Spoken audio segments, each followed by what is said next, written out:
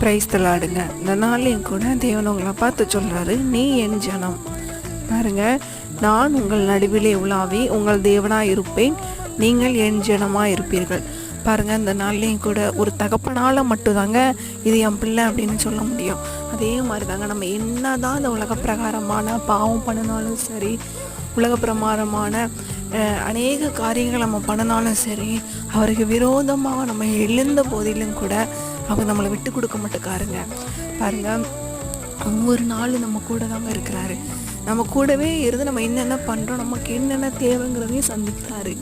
அந்த தெய்வம்னா இன்றைக்கி சொல்கிறாரு, நீங்கள் என் ஜனமாக இருப்பீர்கள். நம்ம எவ்வளோ தான் ஒரு காணாமல் போன ஆட்டை போல் நமக்கு தொலைந்து போனாலும் அந்த ஒரு ஆட்டை கண்டுபிடிச்சி தோளில் தூக்கி சுமந்த மெய்ப்பன் மாதிரி அவர் உங்கள் பின்னால் வராருங்க.